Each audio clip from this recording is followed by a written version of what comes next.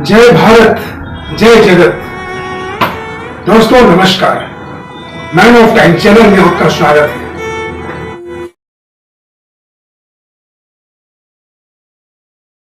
नेहरू युवा केंद्र के कार्यक्रम पदाधिकारी श्रवण जी और इस प्रसाद में नेहरू युवा केंद्र या नमामि गंगे या अन्य कार्यक्रमों से जुड़कर आज इस प्रसाद में जितने भी युवा बंधु उपस्थित हैं उन सबको मेरा नमस्कार।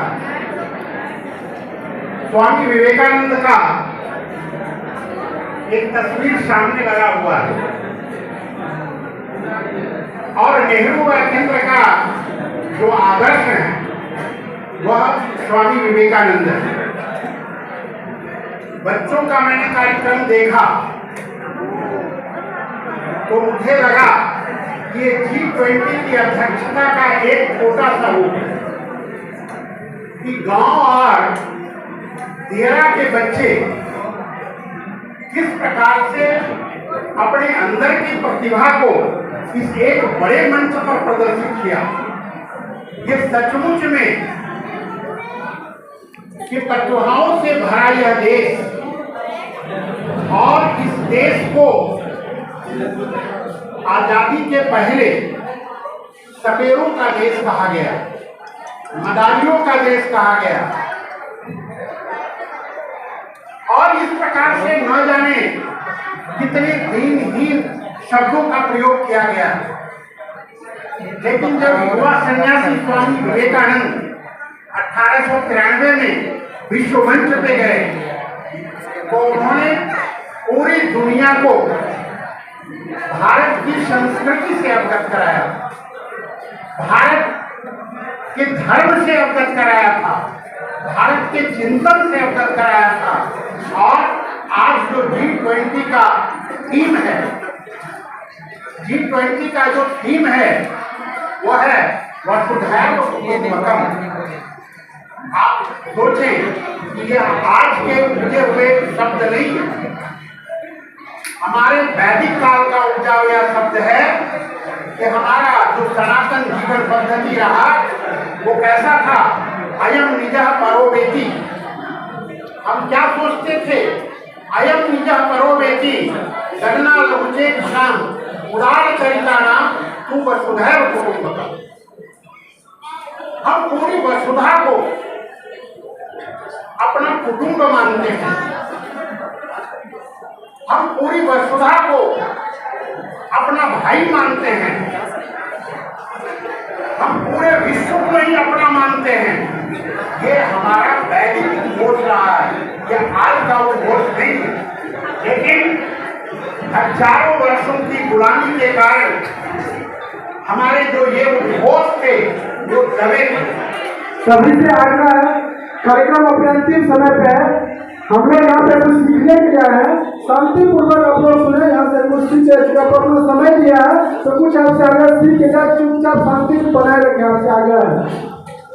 आजादी के बाद 70 वर्षों तक निश्चित रूप से हमने बहुत प्रयास किया, शेष दुनिया को हमने बताने का कार्य किया कि भारतवर्ष का जो चिंतन है वो कैसा है। लेकिन यह एक सहयोग नहीं, यह एक व्यवस्थित प्रयास है जिसके कारण आज भारत G20 की अध्यक्षता कर रहा है। अब आप लोग G20 के बारे में आपने सुना कि ये 20 देश वैसे देश हैं जिसका पूरी आबादी का, दुनिया की पूरी आबादी का 60% है। ये 20 देश वैसे देश हैं जिसका जीडीपी पूरी दुनिया का 85% है।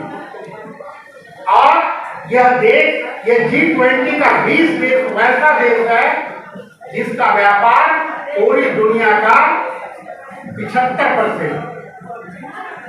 और हम भारत, इसमें दुनिया के सारे विकासशील देश और विकसित देश वो इसमें जुड़े हुए हैं।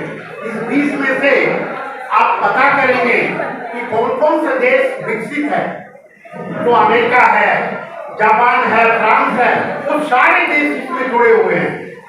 और आज हमें गर्व है कि हम इन सभी देशों का अध्यक्षता कर रहे हैं।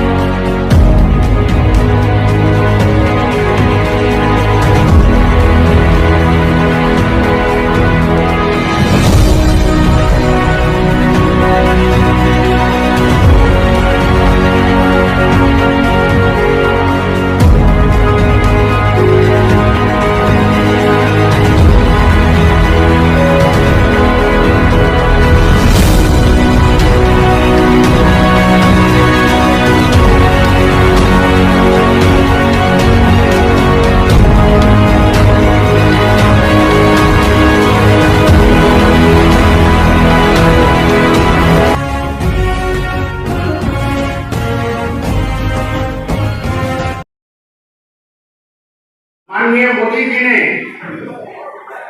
माननीय प्रधानमंत्री जी ने इस पूरे G20 कार्यक्रम के अंतर्गत भारत के 60 शहरों को चुना है। ये 60 शहर मीटिंग के लिए चुनना क्या है, और इन 60 शहरों में 200 मीटिंग होगी।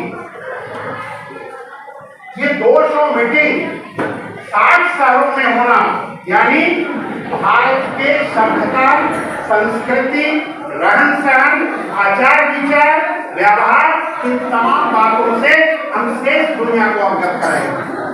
अध्यक्षता का यह सबसे बड़ा देन होगा। हमारा पर्यटन का जो व्यापार है उसमें गति आएगी G20 अध्यक्षता के बाद। हमारा जो एक आवाज है आतंकवाद के विरुद्ध, वह निश्चित रूप से यहाँ आने के बाद उस 20 देश के प्रतिनिधि को लगेगा कि यह भारत कैसा देश है कि जहाँ सभी धर्म हैं लेकिन आपस में सब मिलजुल करके रह रहे हैं। भाषाएं बहुत हैं लेकिन सभी मिलजुल करके एक जैसा रह रहे हैं। ये देश दुनिया में देखने के लिए नहीं मिल रहा है। आज छोटा सा यूक्रेन, वह भी पश्चिम का देश, और रूस के साथ वो झगड़ा चल रहा है। तो यूक्रेन एक छोटा है। अब यहाँ पे यूक्रेन और रूस की झगड़ा हमारे एक बड़े विश्व की संस्था को कहा जाए हल्का शब्दों में कि वो ठेका दिखा रहा है, यूएनओ, कि आपने जो एक संगठन गढ़ा कि हम शेष दुनिया में शांति स्थापित करेंगे, वह आज अक्षम दिख रहा है।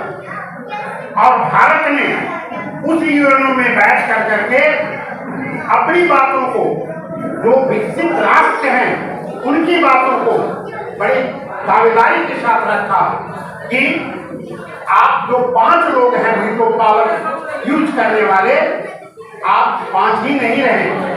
दुनिया में 200-250 देश है, हमारी भी भागीदारी होनी चाहिए। तो ये G20 की अध्यक्षता से ये तमाम बातें हम शेष दुनिया को बताएंगे। हमारी अर्थव्यवस्था कैसा है। आज एक महामारी का संकट आया और शेष दुनिया का जो विकसित राष्ट्र है उसको लगा कि भारत तो गरीब देश है, बड़ी आबादी का देश है, ये तो गया। लेकिन हम प्रकृति के साथ जीने वाले, हम प्रकृति के पूजने वाले, हम प्रकृति के साथ प्रेम करने वाले देश हैं। यही कारण है कि हमारे पर महामारी का प्रभाव नहीं रहा। हम शेष दुनिया को ये भी बताने वाले हैं। यह अध्यक्षता का एक बड़ा लाभ है और यही कारण है कि मोदी जी दिन दूना रात चौगुना अपने एक सपनों को, यानी स्वामी विवेकानंद ने जो कहा था 1893 में कि भारत विश्व गुरु था, और आज वही भारत अपने ही भाई से जो है छुड़ा रहा है, अपने ही भाई से प्रेम का अभाव दिख रहा है।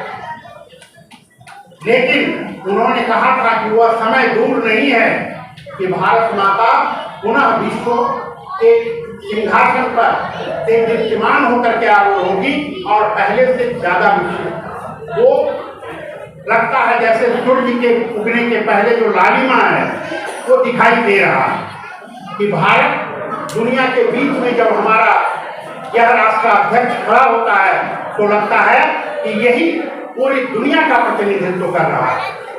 तो ये है हमारे G20 के अध्यक्षता का उद्देश्य कि हम अपने सभ्यता, संस्कृति, आचार विचार, रहन सहन, इन सब से हम दुनिया के शेष लोगों को अवगत कराएं और पूरी मानवता की रक्षा कर पाएं।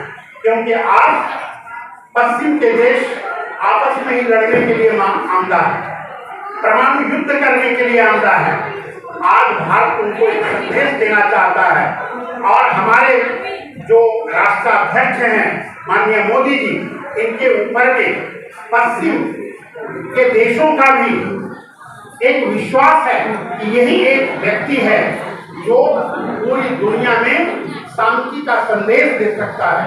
तो ये पूरी दुनिया की आकांक्षा पर निश्चित रूप से ये G20 की अध्यक्षता करते हुए भारत सफल होगा और आने वाले दिनों में निश्चित रूप से भारत विश्व का अगुवाई करेगा, ये हमारा मानना है।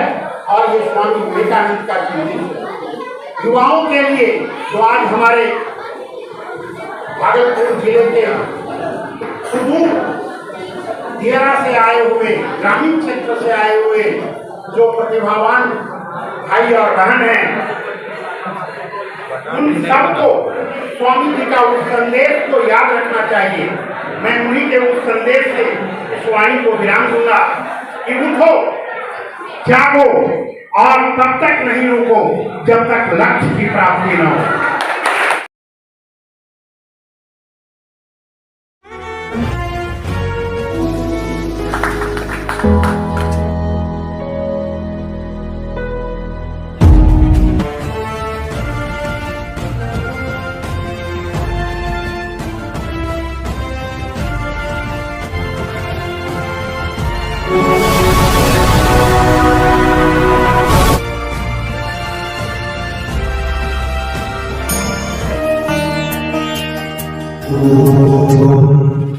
Om